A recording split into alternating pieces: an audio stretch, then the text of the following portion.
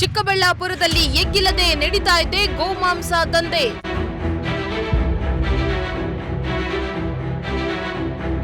ಗೋಮಾಂಸ ಸಾಗಿಸ್ತಾ ಇದ್ದ ವಾಹನದ ಮೇಲೆ ಪೊಲೀಸರ ರೇಡ್.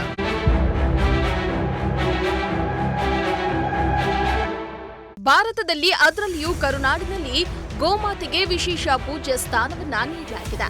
ಹಬ್ಬ ಹರಿದಿನಗಳಲ್ಲಿ ಗೃಹ ಪ್ರವೇಶದಂತಹ ಸಂದರ್ಭಗಳಲ್ಲಿ ಗೋಮಾತೆಯನ್ನ ಮನೆಗೆ ಪ್ರವೇಶಿಸಿ ವಿಶೇಷ ಪೂಜೆಯನ್ನ ಸಲ್ಲಿಸುತ್ತಾರೆ. ಅಕ್ರಮ ಗೋಮಾಂಸ ದಂಧೆಗೆ ಕಡಿವಾಣ ಹಾಕುವ ನಿಟ್ಟಿನಲ್ಲಿ ಅನೇಕ ಕ್ರಮಗಳನ್ನು ಕೈಗೊಂಡರೂ ಕೂಡ ಅಲ್ಲಲ್ಲಿ ಎಗ್ಗಿಲ್ಲದೆ ಅಕ್ರಮ ಗೋಮಾಂಸ ದಂಧೆ ನಡೀತಾ ಇದೆ.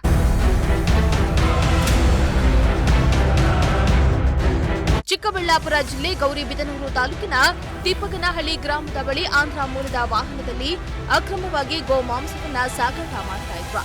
ಗೋಮಾಂಸ ಸಾಗಾಟದ ಬಗ್ಗೆ ಸ್ಥಳೀಯರು ಪೊಲೀಸರಿಗೆ ಮಾಹಿತಿಯನ್ನ ನೀಡಿದ್ದಾರೆ. ಕೂಡಲೇ ಅಲರ್ಟ್ ಆದ ಪೊಲೀಸರು ಗೋಮಾಂಸ ಸಾಗಿಸ್ತಾ ಇದ್ದ ವಾಹನವನ್ನ ಚೇಸ್ ಮಾಡಿ ಹಿಡಿದಿದ್ದಾರೆ. ಪೊಲೀಸರನ್ನ ಕಂಡ ಗೋಮಾಂಸ ಸಾಗಿಸ್ತಾ ಇದ್ದ ವಾಹನದ ಚಾಲಕ ರಸ್ತೆ ಬದಿ ಗಾಡಿಯನ್ನ ನಿಲ್ಲಿಸಿ ಎಸ್ಕೇಪ್ ಆಗಿದ್ದಾನೆ. ಗೋಮಾಂಸ ಸಾಗಿಸ್ತಾ ಇದ್ದ ವಾಹನ ಹಾಗೂ ಗೋಮಾಂಸವನ್ನ ಪೊಲೀಸರು ವಶಪಡಿಸಿಕೊಂಡಿದ್ದು ಚಾಲಕನಿಗಾಗಿ ಬಲೆ ಬೀಸಿದ್ದಾರೆ.